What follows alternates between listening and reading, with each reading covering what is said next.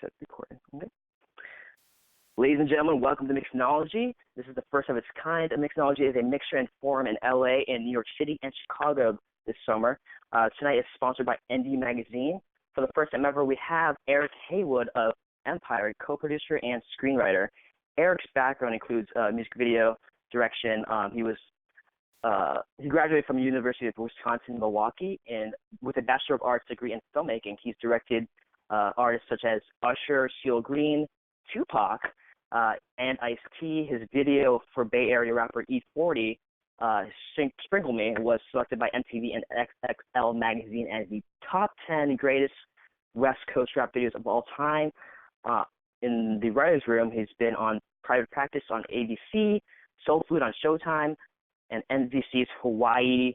He's also written for Hallmark Channel with Relative Stranger, and most recently, of course, on the Fox Network drama Empire. Please welcome Eric Haywood. Hey, good to be here. Thank you for having me. Of course. I wish there was like a theme song for you. What would your theme song be if you had one to come in on? What my theme song be? I have no idea. Yeah. That's actually a good question.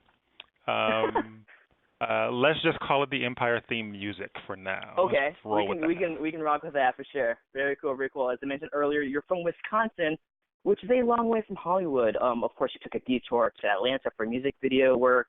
I would love to know where the interest in writing came from.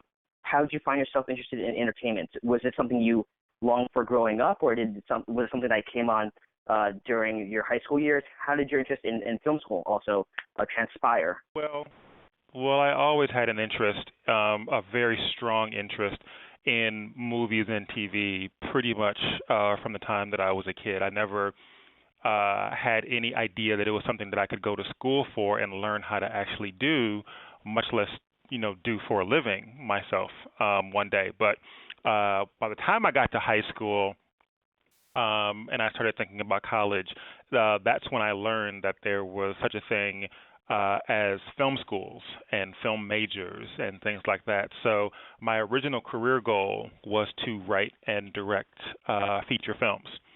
Okay. This is before TV sort of became, what we know it as today. So I definitely have my sights set on making movies and doing stuff for the big screen. This call is being recorded. But I needed, sorry about that, guys. I felt like I needed some hands-on practice and experience before I got to do a feature. Even, the experience that I got from college was good, but I knew that it wasn't, it was still college. It wasn't professional level. Okay. I started doing music videos as a way to get myself some production experience, work with, the best equipment and crew people, and be up against the wall with, paying clients and deadlines and things like that. And I ended up making a pretty good living doing that for a number of years.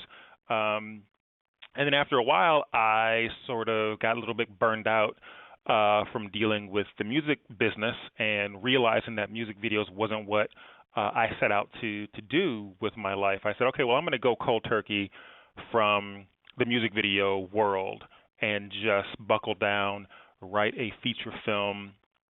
I was living in Atlanta by this time.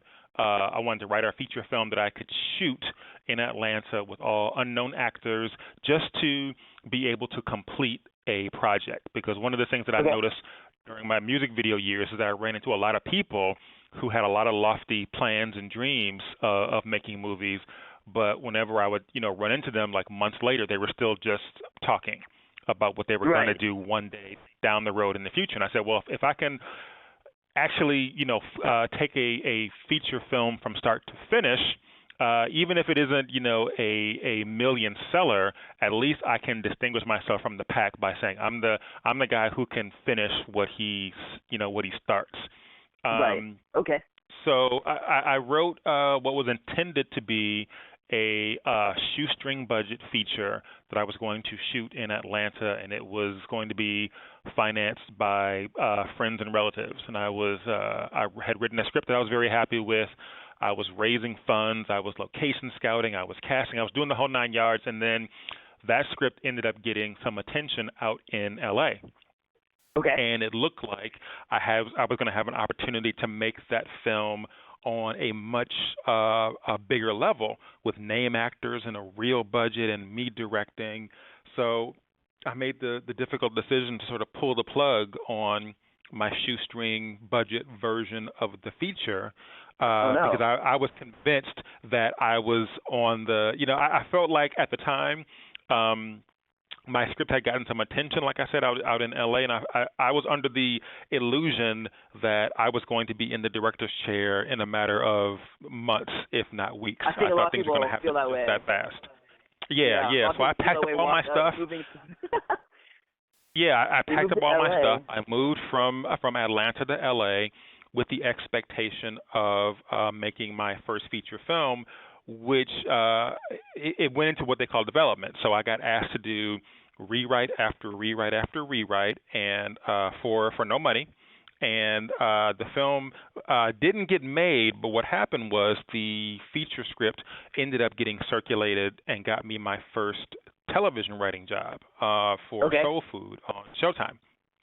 So what I realized, because I had spent a couple of years just polishing the script and taking meetings and having people say, because it was a black family drama, and I had a lot of studios say, we really like the quality of the writing, but we don't know what to do with this. We don't know who the audience is, which is sort of Hollywood code for we don't believe that there is enough money in the black audience to support a project like this and make it a worthwhile investment for us. Right. But Soul Food, the TV show itself, was a black family drama, and without any real intention of working in television, my feature script landed on the desk of the showrunner, who offered me the chance to write a freelance episode in that show's first season. So I did that. That went really well, and then she offered me a job on staff, starting with the second season. And I began to realize that in television, number one, you get paid to be a writer. You're not just writing, endless drafts and rewrites, trying to please someone who may or may not put money into it. And number two, the things that you write actually get made and they get shown to the public because there is a schedule that is pretty much carved in stone. And people say, we have to have this number of episodes, and they have to all be ready by, we got to hit these target dates so that they can be ready to go on the air. So you're not just writing for the sake of writing. You're writing knowing that there is going to be an end product that the world can see. And then I also realized, as I worked in television, that the writer in me really liked the idea of, if you write a feature, your script is going to be somewhere around 90 to 100 pages, maybe 110. But if you're working on a television series that has 13 episodes, 18 episodes, 22 episodes, a 22 episode season is like doing 11 movies in a year. You know what I mean? So the creative challenge of having to dig deep with a bunch of characters and constantly come up with new, interesting, compelling stories that would take you far beyond the time constraints of a feature really intrigued me. So all those things made me sort of fall in love with the idea of being a television writer. And there you go. I have been one ever since.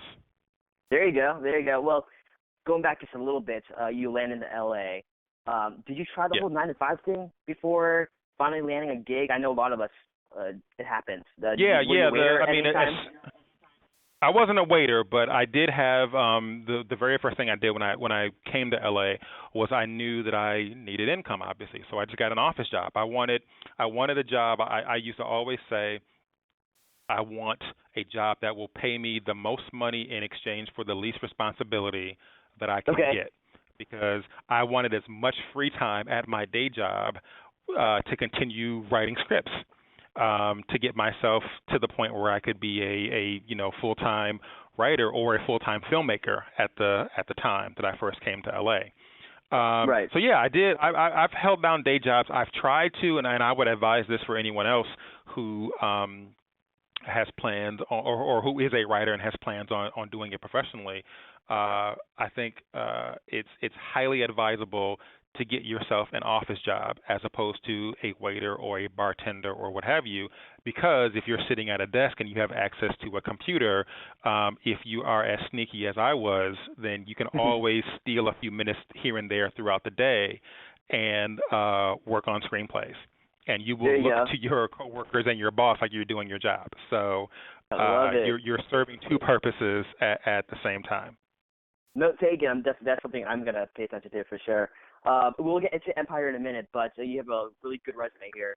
Private Practice on ABC, Soul Food on Showtime, which you spoke about, Hawaii on NBC. Before all that happened, was there a moment you said, okay, something isn't working, I have to try something new to get the ball rolling, finally get a gig? If so, what was that change? Yeah, I think everyone. Well, first of all, I was actually rather fortunate in that I think I was in LA for about a year, maybe a little bit less than a year, when the opportunity to write that freelance episode of Soul Food came along.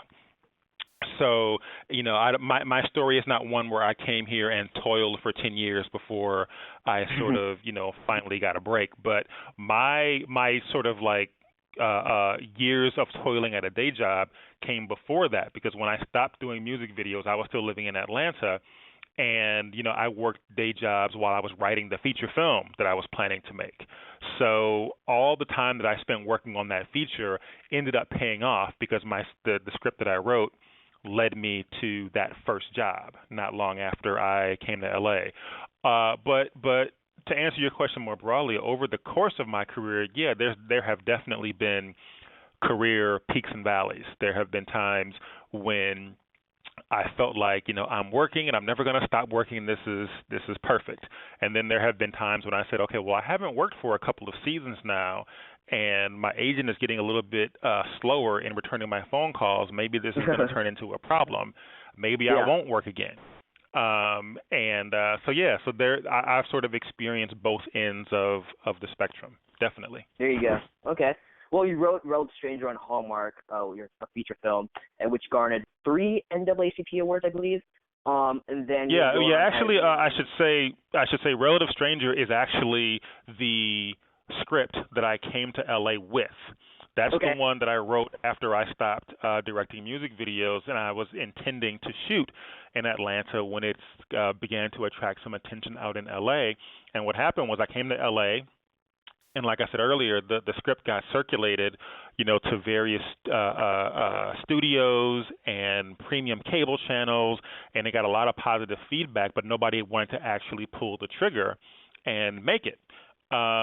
So it took about 4 or 5 years, maybe a little bit longer, after coming to LA, before I was literally, driving home one day, and I got a call from my agent who said the Hallmark Channel is interested in your script. They want to make it.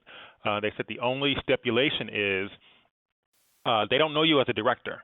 So they want to bring in someone who they feel won't mess it up. So they will only buy the script on the condition that you relinquish the directing responsibilities. And at that point, when you're that early in your career, you have zero leverage, and someone's offering you, a 5-figure check for something that you wrote in your spare time, basically. It's very difficult to say no. So so I sold the script to Hallmark, and then they ended up making it. Eric LaSalle, Michael Beach, Cicely Tyson, Charles Burnett directed it. It was a really good experience.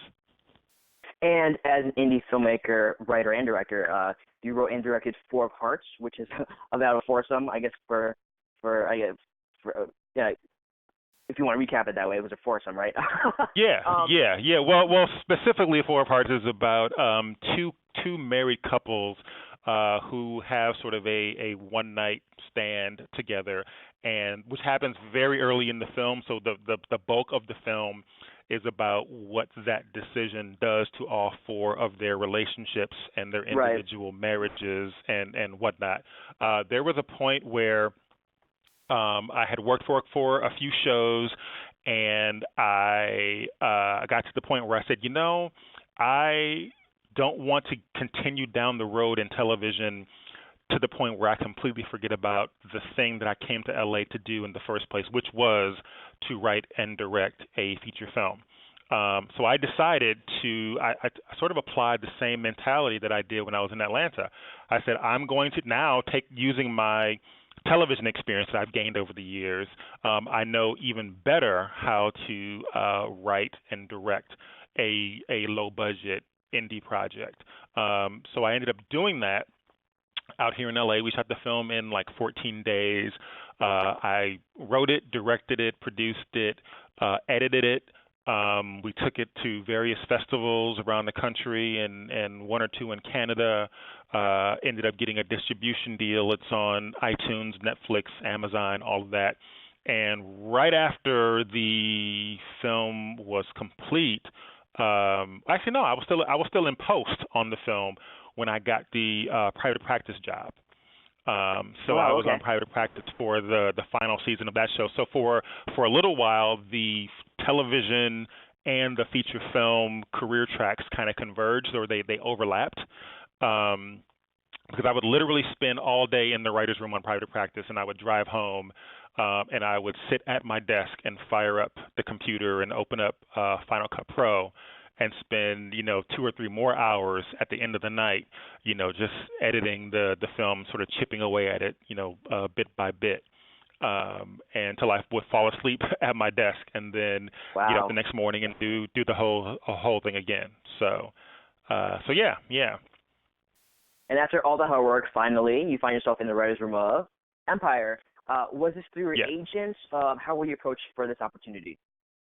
Yeah, when a couple years ago, the show had been picked up by Fox, and because I'd read the script, I had watched the pilot, which they had already shot by that point, and they were looking for staff. And my agent pursued it pretty ferociously, and convinced everyone involved that given my television experience, given my feature film experience, and in particular given my music video experience, having worked in the music world for a number of years, that I would be a great fit. So I went in, I met for Empire. I had 3 separate interviews, and then finally they made me an offer. So I came on board Empire, starting with episode 2 of season 1. And have been here ever since. Love it. There you go. You just wrapped up season 2 a few weeks ago. Have you had a break since then, or has it been all work this summer? We had a very short break. We had about a month hiatus, which is a lot shorter than most shows get, and then we were kind of right back at it. So we started, June? We started the first week of May. Working for season 3. So we didn't have too much downtime, but we're back in the swing of things, and actually production is on season 3 is getting ready to start next month, so things are moving fast. And you're a credited co-producer and writer of the show. What does adding co to the job entail, for those who don't know the different types of producers there are? Yeah, co-producer actually was my title season 2. In season 3, I've gotten what they call a title bump, which is basically a promotion. So in season 3, I'll actually be credited as producer. What typically happens with these titles for writers, for the most part, all those titles really tell people is they indicate seniority. So, if you're a first level or first year writer, rather, and you're coming in at entry level, then you're a staff writer. Your second season of a show, you're a story editor. And then you become an executive story editor, and then you become a co-producer and a producer on up the line until you are an executive producer. So basically adding co, or in this case, taking away co from my title simply means that I'm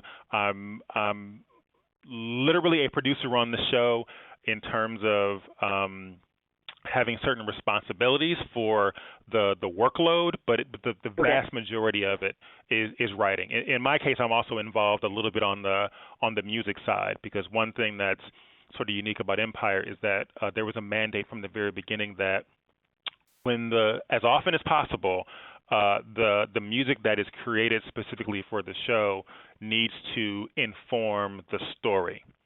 Or move, they say that music is plot on Empire. So if Jamal's performing a song, he's not just performing a song, he's actually, he's sending a message to someone, one of the other characters, and then there may be consequences of that performance in a later scene or a later episode. So I work with one of the executive producers who handles the music side of things, and I'm sort of the liaison to say, okay, well, in this episode we need 3 songs. We need a Jamal song, we need a Hakeem song, and then we have this special guest star. We need their song, and here are the things that we need to accomplish with each of those individual pieces of music.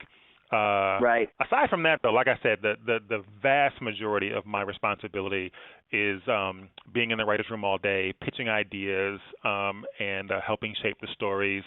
And then when I'm assigned a script, I go off and write it. For those listening who are interested in writing musicals in the future, when writing the shooting draft, at least, are the song lyrics written into the dialogue? No, because the songs aren't done when the script is done. Okay. The songs get written and recorded before we shoot, but after the script is written. So the on the page, the descriptions are very sparse. It'll just say something like, Jamal takes the stage and performs song number 1. And the crowd goes wild. Like, that's a simplified version of what the screen directions might read like. And then there are all kinds, there's a whole separate process for taking song number 1. Like I just said, that may be a song that needs to address, this subject matter, or it needs to have this kind of sound, or it needs to, fulfill some other requirement. And then the music team goes off and does their thing with those instructions. And then the songs are pre-recorded before we shoot. And then typically the actors will then lip sync to playback. But we're not at all responsible for the actual lyrical content of the song. They have specialists, experienced writers and producers who handle all that stuff. There you go. Describe for fans the first moment you recognize a scene on the show as your own. What scene was it? When you're watching it's funny. It's when you've done this for a little while, those kinds of things become, I'm not by any means suggesting that they're not important, but it just sort of becomes part of the job, and they don't stand out as, like, individual things may not stand out like they used to. There are times when I'll do things like I will, in the course of a given scene, I will try to sneak something in that's a very personal reference for me. An example would be there was an episode in season 2 where Lucius was, I think this was the episode where Alicia Keys guest starred, and there was a sort of a press conference with Lucius and Jamal and Alicia Keys' character, and there were reporters asking questions, and Lucius called on one of the reporters, and he called her by name. He called her name Brenda. Brenda's my mother's name. So you get to, if you are crafty enough, you can slip little. So when the episode aired, I asked my mother watches the show religiously, so I'm like, did you catch anything special about the episode? And she's like, no. And then I said, well, go back and watch it carefully. And I didn't tell her what it was. But she said by the time she went back and watched it, she had gotten phone calls or text messages from other people in my family who had caught the reference and told her what to look for. So those are the little things that you get to do that kind of like remind you, like, you get to put your fingerprints on it. But the number one lesson that I've sort of learned over the years is that in television, unlike film, you're really there as a writer to service the vision of the people who created the show. So you try not to do too many things that are kind of show-offy because it's not your baby, it's someone else's baby. But you can once in a while, if I have to reference a date, I may use a birthday of a friend or a relative, just so that I personally feel like I said, I have my fingerprints on it. But at the same time, you have to remain aware that this is not your thing and you can't just take it over and make it your personal playground. So so little things like that will jump out at me, and they don't mean anything else to the rest of the world, which is what I kind of like about it. Only me and the person that maybe it's referring to will recognize it. But yeah, so I may do things like that every once in a while. There you go. Let's talk about the writer's room itself, being inside the writer's room from day one for a new season. Critics have likened the show to being like a primetime soap opera. I feel like if you miss one episode, you miss like a lot, right? Right. You can have you have the family members at odds 1 minute, then the next minute they're unified. Can you talk about the writer's room? Can you talk about writing the outline for the entire season from the very beginning? Like, do you go in?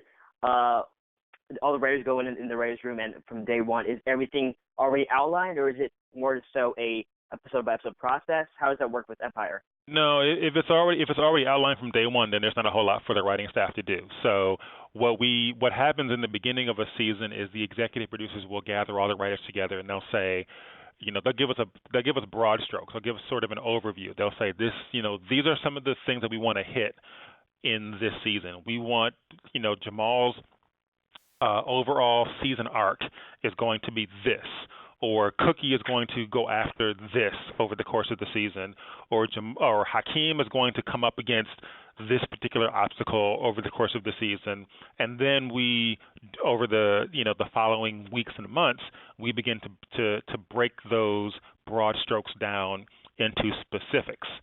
And then we get those specifics, sort of filtered into a given episode. This is the episode where Jamal does X. This is the episode where Cookie does X. And it's all in service to whatever those season arcs are that we are sort of given by the EPs. Okay. So, we spend a lot of time pitching around various ideas. And we will do what's called breaking a story, which is where you take each individual storyline in an episode and you come up with each individual scene in that for that story. So you may have 3 or 4 separate storylines going on in an episode, and you have to work as a team to figure out what's the best approach for each individual scene and each individual storyline. So that's the collaborative part of it, because anybody can chime in and contribute ideas or suggestions, or say, well, I see what we're going for with this scene, but it's not working for me because it doesn't feel consistent with what came before it. So let's tweak it, in this direction. So when all that's done, then whoever the assigned writer for the episode is will take all of those, basically those notes, and turn it into about a 10-page outline that then gets turned into the executive producer, and then it goes to the network and studio. Everyone gives notes. You do another pass of the outline. Once it's approved, then you go off to script. Fantastic. I love it. We have a few questions before we go to Q&A. Okay. I'd love to know what your favorite – I know it's like picking babies. What is your favorite episode and even favorite song of the first 2 seasons, if you could choose? Favorite episode. I like the pilot, actually. The pilot was something that felt very different. And honestly, when I read the script before I saw the pilot, so I knew that when I read the script, I felt like if they can execute this the way it is on the page, it's going to be a great show. So once I saw the pilot, and I saw Taraji come strutting out of jail in her with her fur on, I'm like, okay, if they pick this up, if they're smart enough to pick it up, then I think we're going to actually have something on our hands. So I think that one really stands out. As far as songs, last season rather, in season 2, I think it was episode 215, which was one that I co-wrote with Malcolm Spellman, one of the other writers on board. Jamal did a song called Good Enough in the pilot, and then we came up with the idea of having him remake the song in episode 215 with this artist named Fantastic Negrito. So it became a very sort of bluesy version of the original song that called back once again to the pilot, but again, story-wise, it was meant to show how far Jamal had evolved as a character from season 1 to towards the end of season 2. And I knew that the audience would immediately recognize it and make the connection. So that was a great one. Awesome, very cool, man. And I will never ask you to get in trouble or spoil anything. But when it comes to season 3, what can we expect thematically and tonally? Are you able to talk about that just a little bit? I'm not able to talk about it in detail. I can say that a lot of what people love about the show is going to continue in season 3. If some of the things that we have, I mean, we're still very early in the process of writing the season, so I couldn't spoil too much if I wanted to, because it's very likely that some of the things that we've discussed so far may actually not happen, and other things that we haven't talked about yet are still yet to be discovered. Okay. But I have a very strong feeling that there's going to be some great music and some very interesting curveballs that I don't think anybody's going to see coming. If some of the things that we're cooking up actually manifest the way I hope they will, there's going to be some stuff that people will be talking about just as much as in the first 2 seasons. And kudos to the cliffhanger in the last episode. For those who are still catching up, I don't want to say anything, but there is a cliffhanger that can actually literally be a cliffhanger. There may be 2 people hanging over. But I will go ahead and go to audience Q&A. We have Christina Barcy. Christina, can you please go ahead and ask your question? Hi. Thank you so much, by the way, for taking the time to talk to us. That's awesome. I'm a huge You're fan welcome. of Thanks for Empire. calling. I love you. Empire. I've watched everything. So my question, I just watched a little interview about Empire with you guys, and it says that Empire was really kind of fun, and it's not supposed to be a statement piece, but I was wondering if there's any type of message that you as a writer, as a human being, as Eric, wants to accomplish eventually or now, or however you'd like to answer that. Boy, once again, like I don't know if you heard the earlier stuff that I was saying. It's very difficult.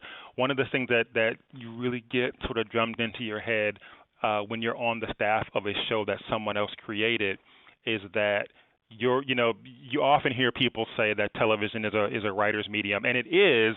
But the thing that sort of doesn't get said is that the writer they're referring to is the writer that created the show. Like, it's their medium, so whatever messages they want to get across, you're sort of there to help facilitate.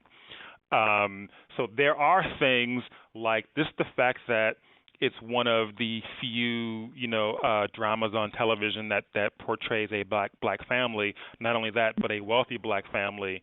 It's the kind of thing that I, never saw when I was growing up. So we tried not to lean into it in a messagey sort of way and just sort of say, like, this is the world. It sort of is what it is.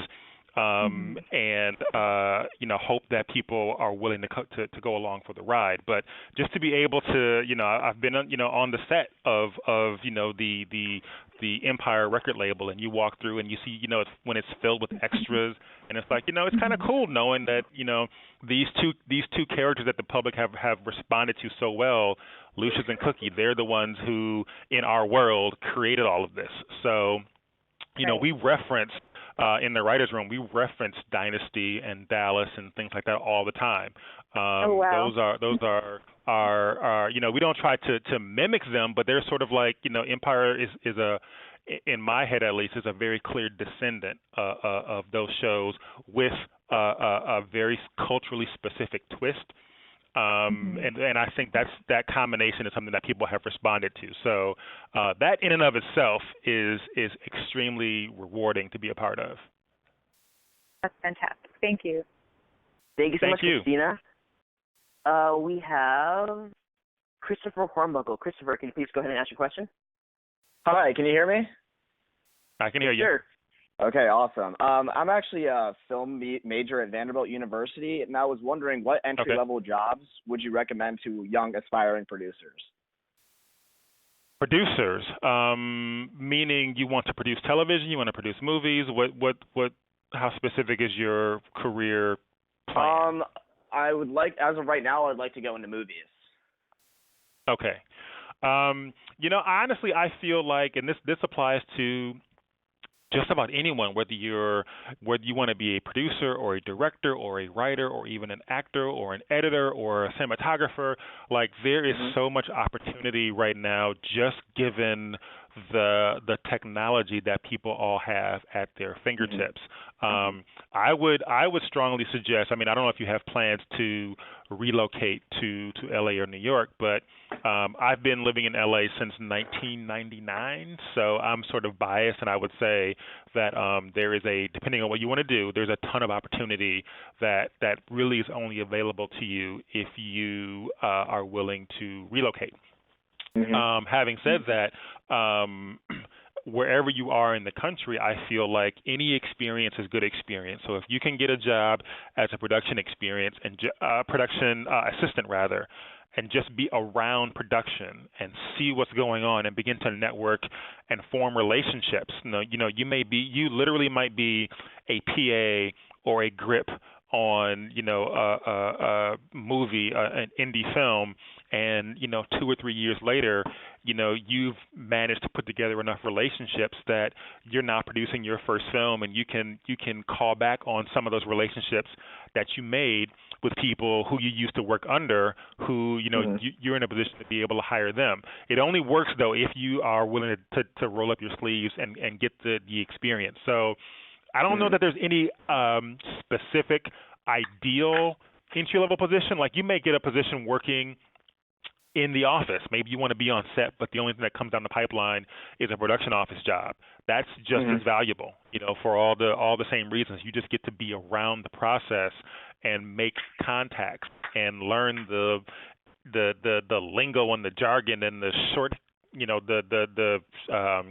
the shorthand that people use to communicate. It all becomes part of a continuing education, and if it's a paid position, then you're also getting paid. So you may be a writer's assistant, in the writer's room of a TV show, even though you have goals of producing films. Once again, getting a foot in the door anywhere that you possibly can only help you. So there's no one specific route. Anything you can get your hands on, I think, if you play your cards right and begin to network and show people what you can do, then you can move up the ladder pretty quickly and parlay that into a producing career. Great. Thank you so much. You're welcome. Thank you, Christopher. We have my co-founder, Brandon. Brandon, please ask your question. Oh, Brandon? Hey, Eric. Hey, how you doing, Brandon? Good, yourself, sir? I'm doing great, thank you.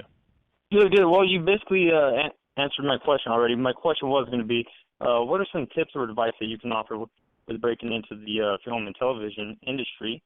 And, I was taking some notes. I wrote down, you said relocate to LA or New York, get a job, either as a production assistant or other experience. I, interned at Bender Spink for a while, under Chris Bender, built that network that you were talking about, getting the foot in the door. Right. So I don't know if you have any other advice for us who have aspirations. I want to be a producer, specifically in film, but television has garnered my interest since I started watching Empire, actually. And, yeah, so is there any other advice that you might be able to give us? Well, yeah, actually, I think I touched on this before I let myself get sidetracked, but I mentioned because technology is so much cheaper than it's ever been, and it's so pervasive. Whether you are a producer, a director, an actor, you can make a short film, you can make a web series, and you can do those kind of things for little to no money, and either put them on the web or enter them into a festival. Things like that will serve you two purposes. Number one, it'll get you hands-on experience. There's no such thing, in my opinion, as bad experience. Number two, when you create something and you put it out there, then you're able to further those networks. You may go to a film festival or a short film festival or a web series festival, and you may be able to meet someone who you never would have met if you were just, working a bartending job. And then the two of you can then, join forces and, make a game plan for how to take your careers to the next level. And it's more exposure for you.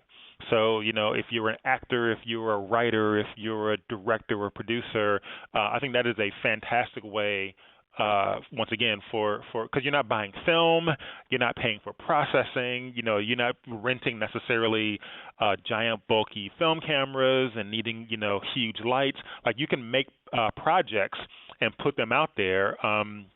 A buddy of mine, Matthew Cherry, just made a feature film that was entirely shot on the iPhone 6S, I believe, and it's in festivals now. So I think he shot that in just like a week or so. I don't know exactly what his schedule was, but basically the point is, now he's traveling around the country with his film to festivals and meeting people that he may not have met if he had just sort of like sat at home waiting for someone to recognize his greatness and the phone to start ringing. So I'm a big proponent of being self-motivated and being a self-starter and creating opportunities yourself that will begin to open doors. So make a short, make a webisode or two. Okay, thank you so much. All right, you're welcome. Thank you, Brandon. I lost your number, but Barkley, if you could please unmute yourself by pressing star twice, then you can go ahead and ask your question.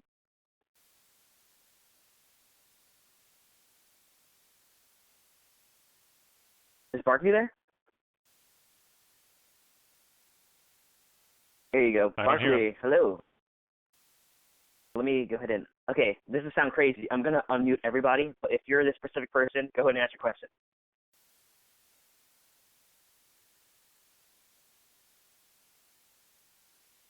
Oh, wait. Nope, still nothing. Maybe this is him right here. Hold on. Oh, I'm stupid. I was looking at my phone and it had mute on it. Hey, Barkley. All right, I feel so stupid. How you doing, Eric? I'm doing great, man. How are you? I'm doing real fine. I'm glad to to basically get to hear the co-producer of Empire. And for me to be on there, and for everybody, I got questions, but it's like you answered all of them. I'm going to say okay, good. For myself, to basically to get out there, I was basically on extra on season 2, episode 6, right next to Taraji when Hakeem performed on the stage with the three girls after he got beat up and stuff. And I was like, So I feel like it's very important that you people really just kind of target themselves into something that's really their dream for. And for me, I just felt like that was really big for me because it was my first time on set. I'm sorry, my voice going in and out. I'd be yelling at work half the time. And, okay. Just to know, and plus when you said about the music videos, and it's a big thing I picked out about the music videos in the first season. Hakeem's Power song, I Want to Reign Over My Empire, Life Seas. Yeah. It came out in episode 2, and I was really surprised. Like, dang, it's actually he actually already said in season 1 that he's going to take over Empire, and he finally performed that shot in season 2, basically almost at the end. Like, I was like, man, I've been waiting for this song all this time. I've been putting it on Twitter, and now it actually just came on. What's going on, man? I've been waiting too long. Right. I understand. Yeah. All right. Thank you so much, Barkley. I really appreciate your time, man. Thank you so much for joining us. Reginald, where's Reginald? Hey, I'm here. Can you hear me? Yeah. I can hear you. Hello? All right, yeah. First, Armand and Brandon, great. Thanks for putting this together, and thanks, Eric, for taking the time to talk with us. I will say that I'm the reason that Brandon started watching Empire, so I'll just throw that out there, too. It's a great show. Okay, thank you for that, then. Absolutely love the show. But my question is it's not quite based off of Empire. I have a question about something else. My question is, how do you approach finding funding for projects such as like Four of Hearts, and how did you get in contact with those actors and actresses? They're not huge name actors and actresses, but they're definitely known, especially in the Black community, So I guess my question is more so, how do you find funding for projects like that, as well as getting in contact? And it may be, all encapsulated in one thing, but how do you approach those things? Yeah, well, Four of Hearts specifically was 100% self-financed, and the reason why I did that is because I was bound and determined to make a feature film. It was on my career bucket list, and once again, I'm not a big believer in waiting for the phone to ring. So I said, well, rather than once again go through the whole process of writing a script that I really like and then hoping that someone will put some money behind it. Because what if they don't? What if I spend 2 more years pounding the pavement trying to find an investor or a backer, or if I do a Kickstarter thing and don't raise enough money? I wanted to take myself out of the position of needing someone else's permission to make a project.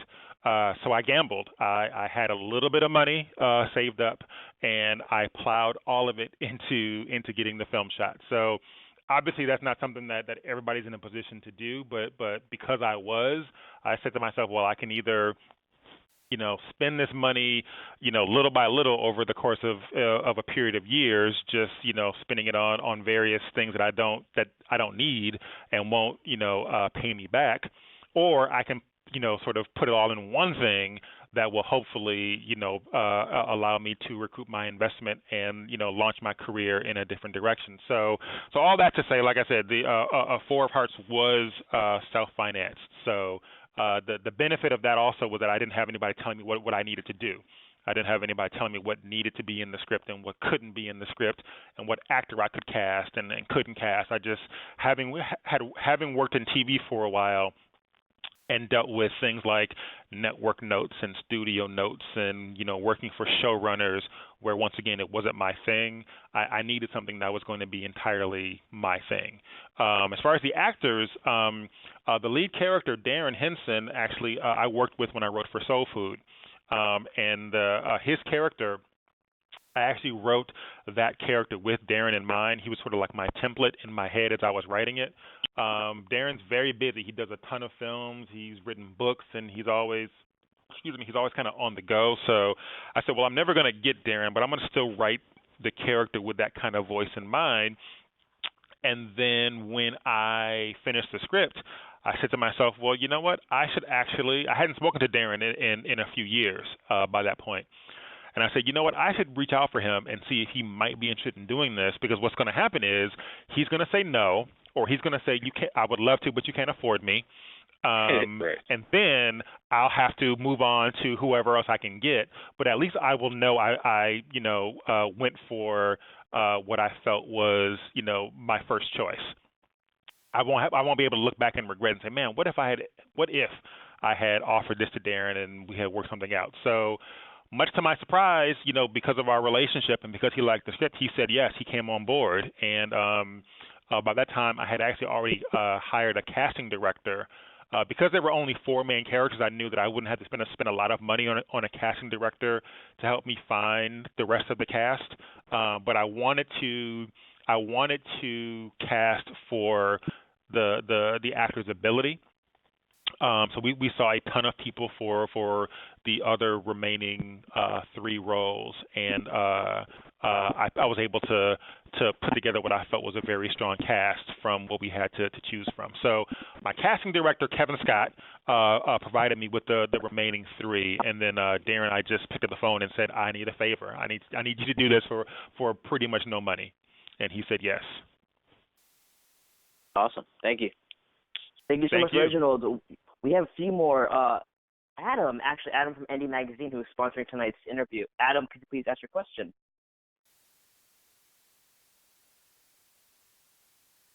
Let me see. Hello. Hey, Adam. Hey, how's it going? Hey, Adam. Hey, good. Thanks for talking with us today. I appreciate it. No problem. You pretty much answer every question, and I know you hear it all the time.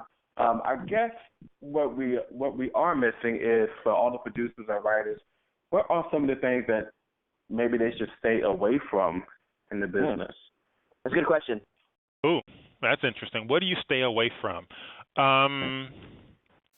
I suppose at a certain point, no matter how attractive a certain opportunity might be to you, whether you're this goes for actors, directors, producers, writers, what have you. If you're in a position where you feel like you have to compromise so much of yourself, either creatively or personally or morally, I think that in your gut you're going to know that something may not be for you, and you may have to say no to something. I'll tell you, when I was in LA in my early years, and I had my Relative Stranger feature script, which is the one that I came to LA from Atlanta with. I had a meeting with one company, and they were willing to buy the script. But like I said earlier, it was a black family drama. They wanted to make it a white family. And this is at a time when I had 0 credits, I had 0 money, I was working a day job, I had no, Empire was a decade away, so it wasn't even a thought that, if I just hold out, I'll get Empire. Like, that wasn't even, a consideration. But I turned it down. I said, no, it's important to me that this is how I envisioned it. It's very loosely semi-autobiographical, but I felt enough of a personal connection to it that I had to say no. I had to say no to what would have been a nice paycheck and a produced credit, and I was willing. And they said, we understand, and we parted ways. And so the moral to the story and all that is, like I said earlier, there will be opportunities where things are very tempting, and you may feel like, well, this is, if I compromise, so much, I'll get a reward out of it. And there will be times when you feel like the reward that you get is not worth the sacrifice that they're asking you to make. And each person is going to be different when it comes to sort of determining where that line is. But I promise you, it can be done. Thank you so much, Adam. We have time for one more. I believe it's Nika. Nika, could you please ask your question? Okay. Hello? Hey, Hello. Nika. Oh, wait, can you hear me? Yes, we can. Yes, we can. Oh, okay. I just wanted to first thank you so much for taking the time to answer our questions. My question is You're a welcome. little bit different. I was asking more so, like, wardrobe plays like a huge part in developing the legitimacy of, like, the characters in the show. So I was just wondering if you had any advice for, like, my background is I'm a seamstress. I just relocated here to LA. And I just wanted to know if you had any advice specifically for someone wanting to kind of break into the industry or just more so learn up close, because I've been following Empire from the first episode, and it to me it has become somewhat like a cult classic to me. So I've been following, and I really appreciate the fashions on there. So I just wanted to know if you had any particular advice for someone coming from my background wanting to kind of more so study this more up close, I guess you can say. Right. Well, I'll be honest with you and tell you that wardrobe is a little bit outside my wheelhouse, so I can't give you anything that's too specific. But I do feel like some of the things that I said earlier really apply no matter what specific field that anyone wants to go into. So I feel like if there is an opportunity for you, a lot of these jobs, in the business come via networking, and they come via relationships.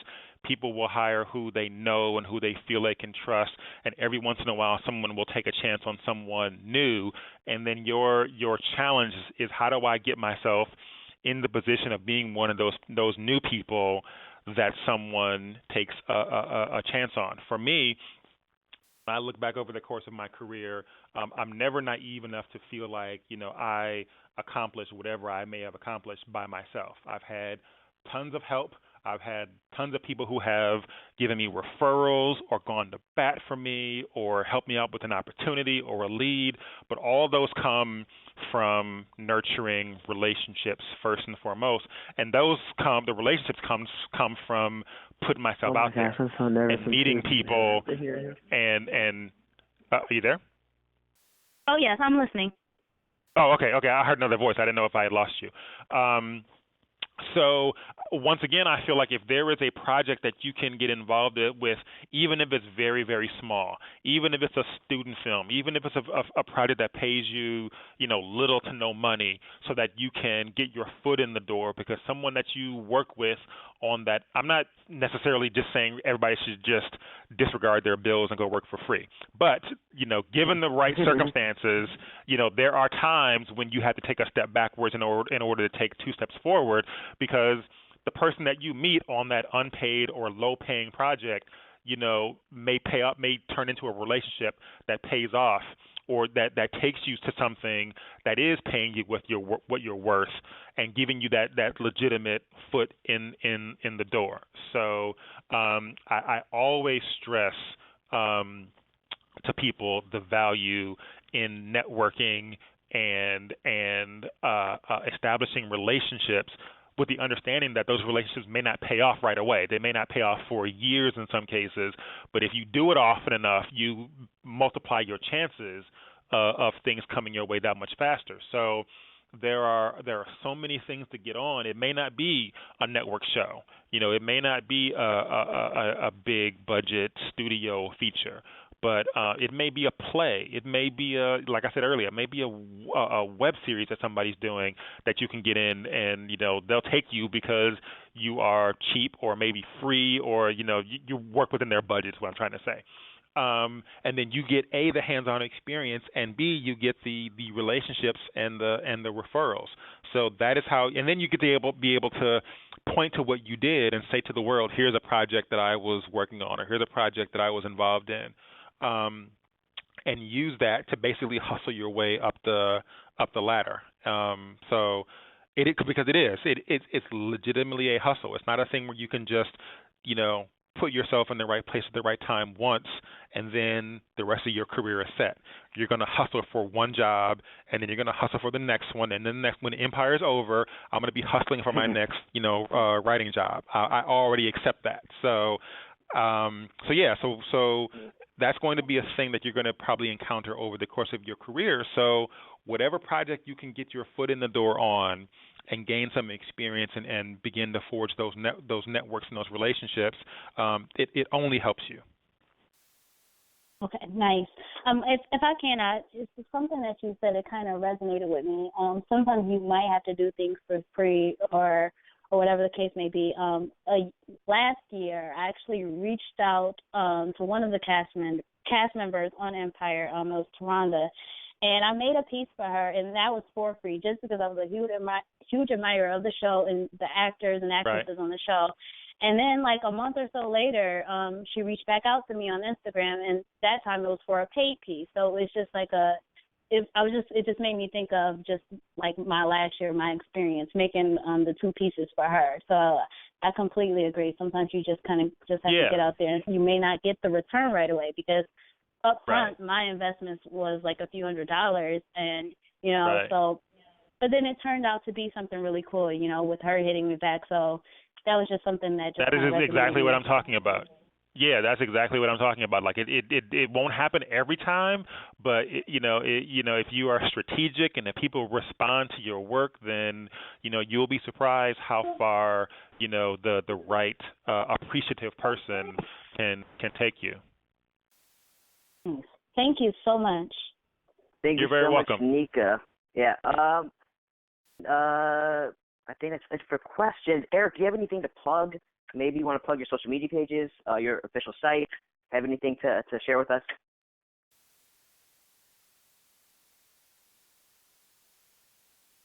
Oh, I'm so sorry. I'm so sorry. I accidentally muted you. If you could go ahead and share your sites with us. Okay, well, the best way to reach me is on Twitter. I am on Twitter at Eric Haywood. I also have a website, which is basically just a sort of a one-stop collection of who I am and the things that I've done. Ironically, there was a time when on my website, which is erichaywood.com, there was a time when I had my phone number and contact email listed on the website. the success of Empire basically ruined that, because I began getting bombarded with phone calls and emails and people asking for jobs and people asking for favors and hookups and contacts with the cast and things like that. So I had to basically pull back a little bit and make myself not quite as accessible because of the sheer volume. It just became kind of overwhelming. However, I am on Twitter all day, every day. I'm easily reachable there. And if someone had a question that I'm able to answer, they weren't able to ask it tonight, you can tweet me. Yes, and that once again is at EricHaywood on Twitter. And you said you have Instagram as well? Oh yeah, I do. It's the same. It's Eric Haywood. I'm on Instagram. And you can also visit erichaywood.com for more information.